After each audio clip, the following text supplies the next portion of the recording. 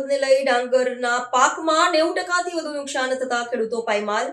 ભારે વરસાદ બાદ ખેતરોમાં પાણીનો નિકાલ ન થતા ડાંગરના છોડમાં નીચેથી સડો લાગી જતા નુકસાની। વલસાડ જિલ્લાના ખેડૂતો માટે ચાલુ વર્ષની ચોમાસુ સિઝન મહાફત બનીને આવી છે। જિલ્લામાં પડેલા ભારે અને સતત વરસાદને કારણે ખેતરો જળબંબાકાર થતા ડાંગરના પાકને વ્યાપક નુકસાન પહોંચ્યું છે। જિલ્લામાં 90%થી પણ વધુ વિસ્તારના ડાંગરનો પાક નિષ્ફળ ગયો છે, જેના કારણે લાખો ખેડૂતોની આર્થિક સ્થિતિ કફોડી બની છે।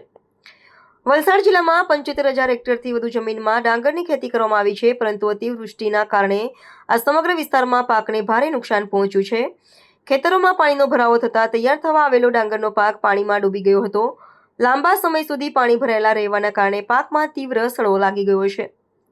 ભારે વરસાદ બાદ ખેતરોમાં પાણીનો નિકાલ ન થતા ડાંગરના છોડમાં નીચેની સડો લાગી ગયો છે, જેના કારણે દાણા બેસવાની પ્રક્રિયા અટકી ગઈ છે। વધુમાં જમીનના ભેજનું પ્રમાણ સતત જળવાઈ રહેતા અનેક ખેતરોમાં ડાંગરના મુખ્ય પાકને બદલે જમીનમાંથી નવું તરું ઉગી નીકળ્યું છે।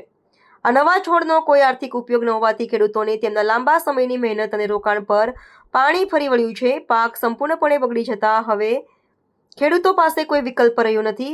ડાંગરનો પાક સડી જતા અને નિષ્ફળ જતા હવે ખેડૂતો પોતાના ખેતરોમાં ટ્રેક્ટર ફેરવીને પાકને દૂર કરી જમીન ખાલી કરવા મજબૂર બન્યા છે। કરોડો રૂપિયાના પાકનું નુકસાન થતા ખેડૂતોને આ વર્ષે કુટુંબનું ભરણપોષણ કેવી રીતે કરવું તેની ચિંતા સતાવી રહી છે। પાક નુકસાન બાદ ખેડૂતોની એકમાત્ર આશા સરકાર તરફથી મળનારી સહાય પર ટકેલી છે। સર્વેમાં થતા વિલંબના કારણે ખેડૂતોમાં ભારે રોષ જોવા મળી રહ્યો છે। વલસાડ જિલ્લાના ખેડૂત આગેવાનો અને અસરગ્રસ્ત ખેડૂતોએ રાજ્ય સરકાર સમક્ષ તાત્કાલિક ધોરણે કૃષિ અને મહેસૂલ વિભાગની ટીમ દ્વારા સંયુક્ત સર્વેની કામગીરી શરૂ કરવાની માંગ કરી છે।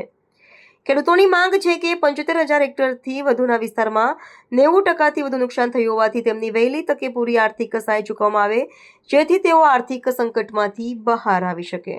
અમરતભાઈ દહિયાભાઈ, પરિસ્થિતિ એટલે કે આ ડાંગરનો પાક સદંતર નિષ્ફળ થઈ રહ્યો છે આ વરસાદના કારણે। એમાંથી કંઈ પણ ઉપજ આવે એવું છે નથી। ખેતરની પરિસ્થિતિ હાલ તમે જુઓ છો, પાણીથી ફૂલ ભરેલા છે। ડાંગર તૈયાર થઈ ગયેલું છે, પણ એ કાપવાની પરિસ્થિતિ રહી જ નથી। પાકમાં સડો લાગી ગયો પૂરેપૂરો ને ઉગી નીકળ્યું છે।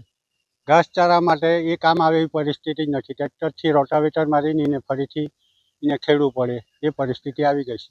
સરકાર પાસે એટલી અપેક્ષા રાખીએ કે કંઈ ના કંઈ જે વળતર આપે એ સારું। મારું નામ નિમેશ પટેલ। પરિસ્થિતિ એટલી ખરાબ છે કે આજે જે અમે ડાંગરનો પાક વાવ્યો હતો તે સંપૂર્ણપણે નાશ થઈ ગયો છે। એટલે એમાં કંઈ જ નથી બચ્યું। હવે પરિસ્થિતિ એવી છે કે હવે આ ખેતરને ચોખ્ખું કરવા માટે પણ અમારે ખર્ચો કરવા પડવાનો, કેમ કે અમારે મળવા પાત્ર કોઈ 1 રૂપિયો પણ નથી મળવાનો, કેમ કે સંપૂર્ણ ચારા માટે બી નથી મળી રહ્યું ને ધાન માટે પણ નથી રહ્યું।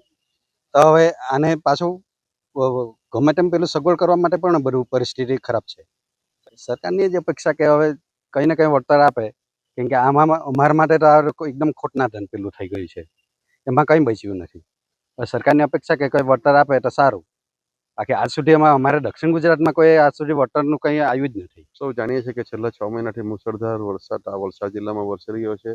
ડાંગરનો પાક પરિપક્વ અને પાકી ગયા અને લગભગ 1 મહિનો થઈ ગયો છે। 25 દિવસ પહેલાં પણ ખૂબ વરસાદ હતો, ત્યારે વાવાઝોડાના કારણે સંપૂર્ણ ડાંગર જમીનદોસ્ત થઈ ગયો હતું। હવે તો એ પરિસ્થિતિ કે મોટાભાગના ખેતરોમાં જમીનદોસ્ત ડાંગર થવાના કારણે ઉગારો પણ એટલે ઢરું જેવી પરિસ્થિતિ નિર્માણ થઈ ગઈ છે।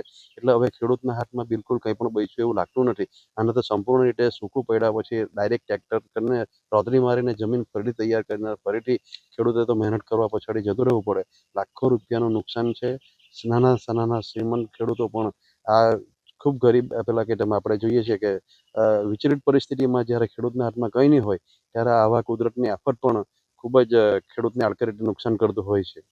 એટલે અમે સરકારશ્રીને પણ કહીએ છીએ કે ભાઈ જે કંઈ મળવાપાત્ર ખેડૂતને હોય સર્વે કરાવવો। નથી થયું એ વાત પણ વાસ્તવિક છે, કહેવામાં આવે છે પણ સર્વે કરવામાં આવ્યું નથી। પણ ફરીથી પણ સર્વે કરીને સરકાર ખેડૂતને નાની મોટી કંઈ સહાય કરે તો ખેડૂત પગભર થઈ શકે।